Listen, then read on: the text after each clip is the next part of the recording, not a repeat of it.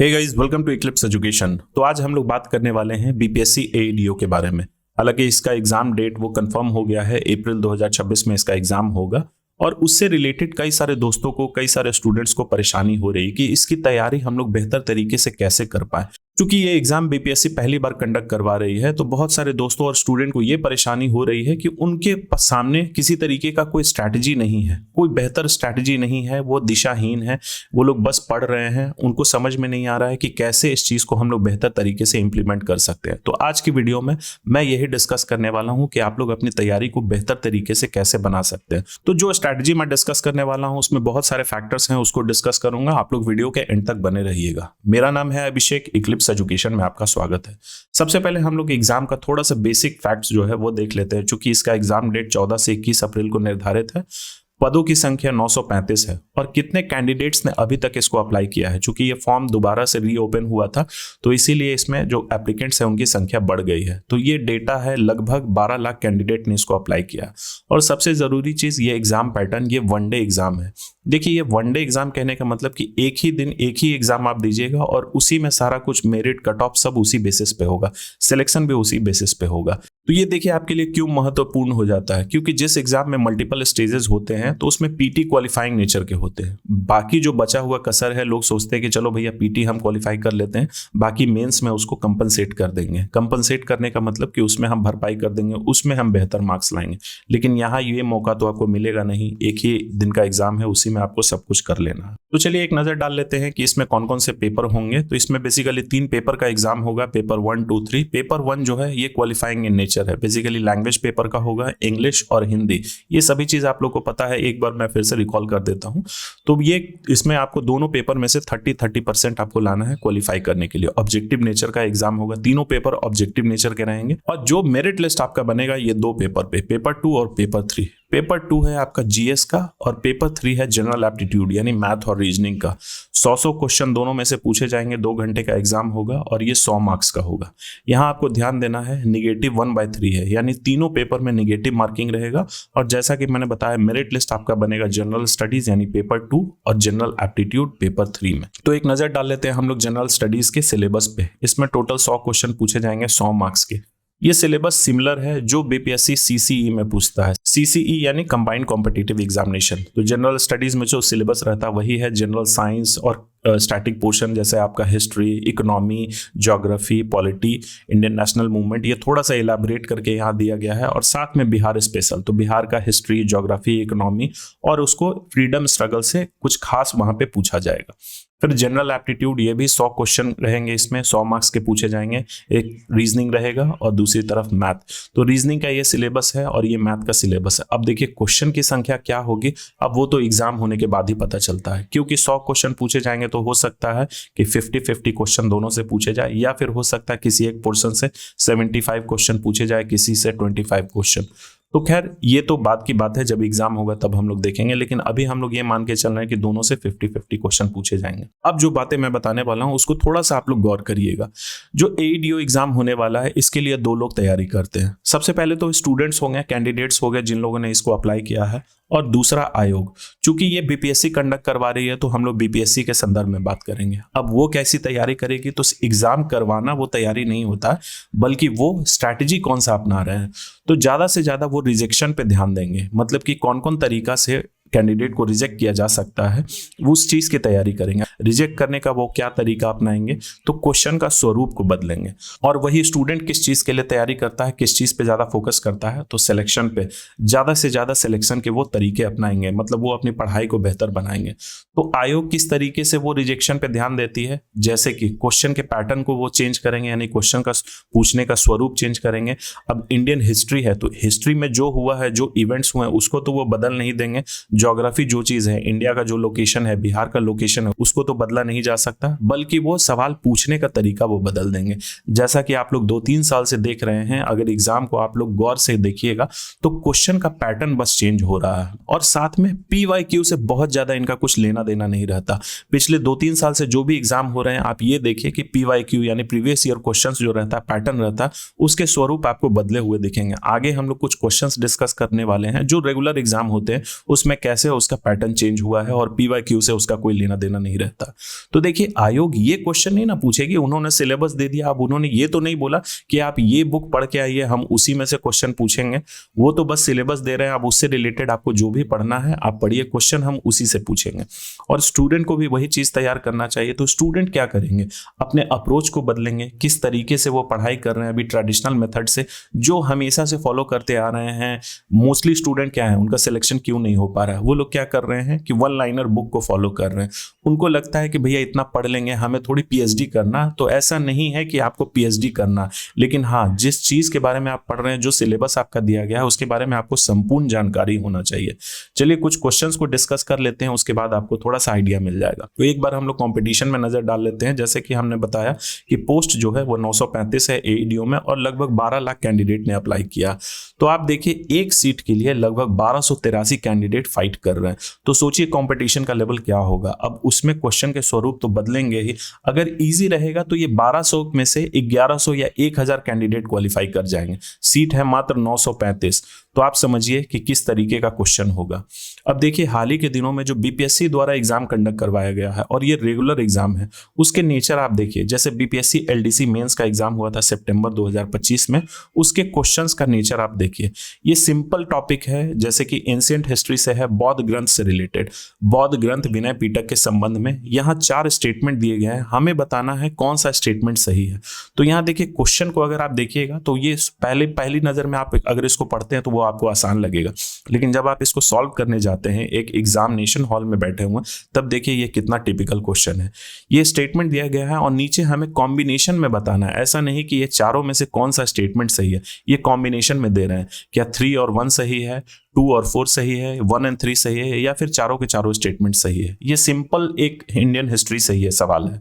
फिर दूसरा देखिए, यहाँ पे LDC मेंस में ही ये सवाल पूछा गया था आयुष्मान भारत से रिलेटेड। तो आयुष्मान भारत ये करंट का टॉपिक है, उससे हम लोग बस यही पढ़ते हैं, कोई भी स्कीम होता है, कोई भी सरकार की पहल होती है, उसमें हम लोग यही देखते हैं कि इसको लॉन्च कब किया गया था, किस मंत्रालय के तहत आता, और थोड़ा बहुत फैक्ट्स। जो लोग इन फैक्ट्स को पढ़ते हैं वो लोग इसको आंसर कर पाएंगे। जैसे स्टेटमेंट 2 दिया गया है, ये सिंपल स्ट्रेट फॉरवर्ड कि आयुष्मान भारत को 2018 में लॉन्च किया गया था। लेकिन इस स्टेटमेंट 1 को देखिए, इसको आप ध्यान से पढ़िए, तब आपको समझ में आएगा कि एग्जामिनेशन का लेवल कैसे वो टफ हो रहा है। तो स्टेटमेंट 1 को हम लोग देखते हैं किस तरीके से ये डेप्थ में जाके सवाल पूछ रहे हैं। आयुष्मान भारत चयनात्मक स्वास्थ्य सेवाओं से आगे बढ़कर एक समग्र स्वास्थ्य देखभाल प्रणाली की ओर परिवर्तन को दर्शाता है। तो चलिए ये भी अभी सिंपल ही है, लेकिन उसके बाद देखिए कैसे ये डेप्थ में जा रहे हैं, जिसमें प्राथमिक, द्वितीयक और तृतीयक स्तर पर रोकथाम, संवर्धन और उपचार शामिल है। तो जिन लोगों को ये पता ही नहीं होगा कि प्राथमिक उपचार क्या होता है, द्वितीयक उपचार क्या होता है और तृतीयक स्तर का उपचार क्या होता है, वो लोग इसको कैसे आंसर कर पाएंगे। तो उनको लगेगा कि भैया ये ऑप्शन 2 ही सही है, लेकिन इसका आंसर है दोनों स्टेटमेंट सही है। तो ये देखिए आपको कैसे जानकारी मिलेगा, जब तक आप न्यूज़पेपर नहीं पढ़ते हैं, मैगजीन्स नहीं पढ़ते हैं, और जो भी स्कीम्स रहता है उसके बारे में आप डेप्थ में जाके जानकारी नहीं प्राप्त करते, तब तक आप इस क्वेश्चन को आंसर नहीं कर पाइएगा। फिर देखिए यहाँ इंडियन पॉलिटी से एक सवाल है, ये भी डेप्थ में जाके पूछा हुआ है, और ये BPSC ASO, इसका भी एग्जाम सितंबर में हुआ था और इसका PT रिजल्ट भी आ गया है। इसमें देखिए कैसे क्वेश्चन पूछे गए थे। जब किसी राज्य की विधानसभा या फिर जहां पे विधान परिषद हो, दोनों सदनों द्वारा कोई विधेयक पारित कर दिया जाता है, तो राज्यपाल उस पर क्या क्या कर सकते हैं। विधेयक को स्वीकृति दे सकते हैं, पुनर्विचार के लिए विधेयक को लौटा सकते हैं, स्वीकृति रोक सकते हैं, या फिर धन विधेयक को वापस लौटा सकते हैं। तो ये देखिए इंडियन पॉलिटी को भी कितना डेप्थ में जाके पूछा जा रहा है। और BPSC ASO के बारे में अगर हम लोग बात करें तो इस बार का आप लोग क्वेश्चन पेपर देख लीजिएगा।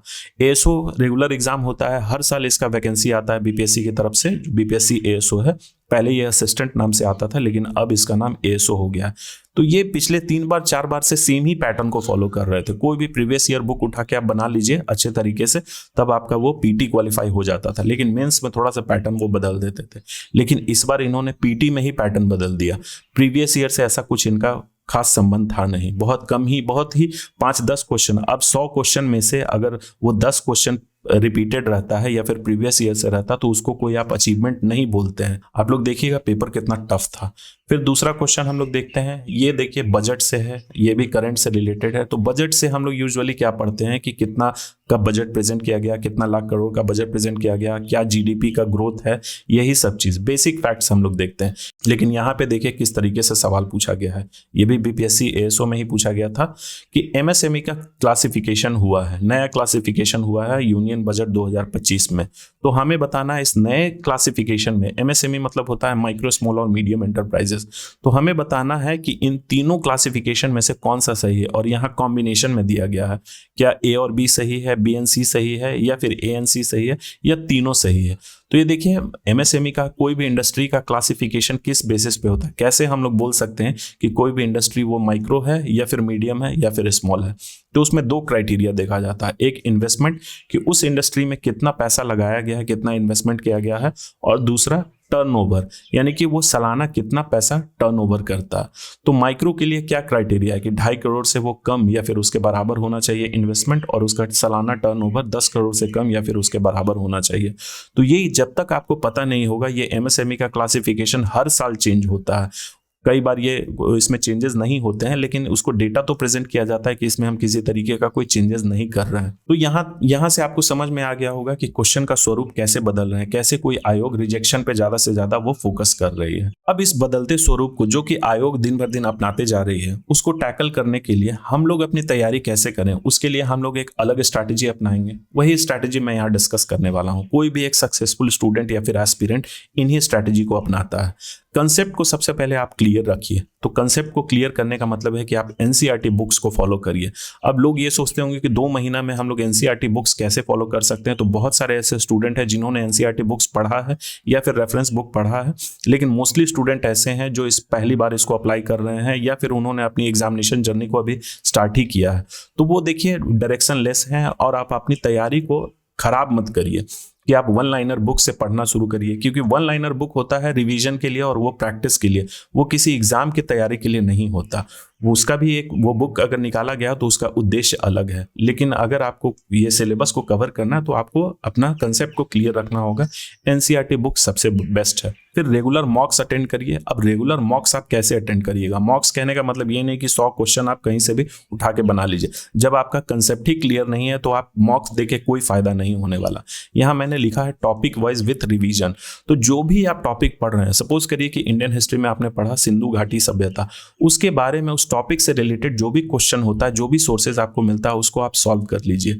स्कूल के दिनों में हम लोग यही करते थे ना, एक चैप्टर के एंड में क्यों क्वेश्चन आंसर दिए जाते थे कि वो क्वेश्चन आंसर जब हम लोग सॉल्व कर रहे हैं इसका मतलब कि वो चैप्टर जो है हमारा क्लियर हो गया, उससे अब हमें कोई परेशानी नहीं है।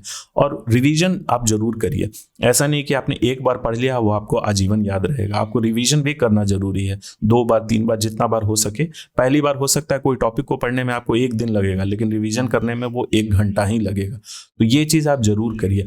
अब बहुत सारे लोग ये सोचते होंगे कि भैया मेरा फोटोग्राफिक मेमोरी है, जैसे मूवीज में दिखाया जाता है। एग्जाम्पल के तौर पे आप समझ लीजिए मार्वल की एक मूवी है डॉक्टर स्ट्रेंज। तो डॉक्टर स्ट्रेंज ने अपने इंट्रोडक्शन में यही बोला था, जब मूवी स्टार्ट होती है तो उन्होंने अपने इंट्रोडक्शन में बोला था कि मैं एक ऐसा इंसान हूँ जिसकी फोटोग्राफिक मेमोरी है, मैंने एक साथ 2 डिग्रियां हासिल की है और साथ में मैं एक बेहतर सर्जन भी हूँ। तो वो सब सिर्फ मूवी में होता है, वो सुपर ह्यूमन थे, लेकिन हम और आप सुपर ह्यूमन नहीं है। तो हमें एक दूसरे इंसान से कैसे अलग बनाता है, इन सब चीजों को अपना के फिर एग्जाम सेट प्रैक्टिस करिए, यानी फुल लेंथ टेस्ट दीजिए। तो फुल लेंथ टेस्ट कब दिया जाता है? जब आपके कंसेप्ट क्लियर रहते हैं, आपका सिलेबस में मोस्टली कंसेप्ट जो है वो कवर्ड रहता है, तब जाके आप फुल लेंथ टेस्ट को अटेंड करिए। तो ये लास्ट के कुछ दिन होता है, जैसे महीना दिन बचा हुआ है या फिर 20 दिन बचा हुआ है, तब जाके आप फुल लेंथ टेस्ट दीजिए। वहां पे आपको आपकी कमियां पता चलती है, और फिर जो भी थोड़ा बहुत टॉपिक को है रिवाइज करना, नोट्स आप बनाइए और उस चीज को फॉलो करिए। और सबसे जरूरी चीज की मैं तो यही बोलूंगा कि आप सेल्फ स्टडी पे ज्यादा फोकस करिए, क्योंकि सेल्फ स्टडी जो आप अपने तरीके से तर्क करके किसी चीज को जानते हैं, तभी आपको वो चीज बेहतर समझ में आता है। तो सबसे बेस्ट पढ़ाई होता है सेल्फ स्टडी। अब बहुत सारे लोगों ने अपना एग्जामिनेशन जर्नी शुरू किया है, या फिर वो लोग दिशाहीन है, अभी तक उनका एग्जाम नहीं क्रैक हो पाया है, कहीं ना कहीं वो लैक कर रहे हैं। तो ये वीडियो बनाने का पर्पस था कि आप बेहतर रणनीति अपनाएं, जैसे भी जिस भी सोर्सेस से आप अपनाना चाहते हैं, जहां से भी आप पढ़ना चाहते हैं, आप उसको पढ़िए। तो इसके लिए मैंने एक मेंटरशिप प्रोग्राम स्टार्ट किया है, वो 4 फरवरी 2026 से स्टार्ट होने वाला है, टारगेट बैच बीपीएससी एडीओ के लिए, जिसमें हम लोग जीके जीएस एनसीईआरटी बेस को लेके हम लोग चलेंगे, मैथ और रीजनिंग को कवर करेंगे, करंट अफेयर्स, हिंदी इंग्लिश, तो Hindi English qualifying in nature है वो भी कवर किया जाएगा, जिसके तहत आपको पीडीएफ और नोट्स मिलेंगे, मॉक्स कंडक्ट करवाए जाएंगे और वीकली टेस्ट कंडक्ट करवाया जाएगा। तो ये 4 फरवरी यानी कि कमिंग संडे से ये बैच स्टार्ट होने वाला है। क्योंकि रिसेंटली मैंने जीविका में अच्छे खासे स्टूडेंट को पढ़ाया था और वो स्टूडेंट्स का तैयारी जो है वो एक अलग ही लेवल का था। तो ठीक मैं इसी तरीके से बीपीएससी एडीओ में भी वही अप्रोच को फॉलो करूंगा। आप लोग अगर इससे जुड़ना चाहते हैं तो इस नंबर पे आप लोग व्हाट्सअप करिए, आपको सारा इंक्वायरी प्रोवाइड कर दिया जाएगा। इस बैच को ज्वाइन करने के लिए ये पेड टेलीग्राम ग्रुप के माध्यम से कंडक्ट करवाया जाएगा, हमारी कोई एप्लीकेशन नहीं है। ये डिटेल्स है मैं डिस्क्रिप्शन में अटैच कर दूंगा और कम्युनिटी पोस्ट भी कर दूंगा, वहां से भी आपको डिटेल्स मिल जाएगा, जिसमें डेली ऑनलाइन क्लासेस होंगे। क्लासेस जो होंगे वो गूगल मीट पे कंडक्ट करवाया जाएगा, जिसके तहत आपको रिकॉर्डेड लेक्चर्स और वीडियोज मिलेंगे। हालांकि इसकी जरूरत नहीं रहती है, लेकिन फिर भी बहुत सारे दोस्तों को ये है कि वो क्लास उस टाइम पे नहीं कर पाते हैं, लेकिन मेरी तो यही गुजारिश है कि आप लोग क्लासेस को अटेंड करिए। पीडीएफ और नोट्स प्रोवाइड किए जाएंगे, वीकली टेस्ट होगा और प्रॉपर मेंटरशिप तो आपको दिया ही जाएगा। क्योंकि आप लोग मुझसे जुड़ने जा रहे हैं तो मेंटरशिप आपको मिलेगा ही। तो जैसा कि मैंने बताया कि इस क्लास को ज्वाइन करना चाहते हैं तो आप लोग व्हाट्सअप नंबर ये दिया गया है, इस पे आप लोग इंक्वायरी कर सकते हैं। तो चलिए मिलते हैं अगले वीडियो में किसी नए टॉपिक के साथ। So thank you for watching, please subscribe, share और लाइक करना ना भूलें।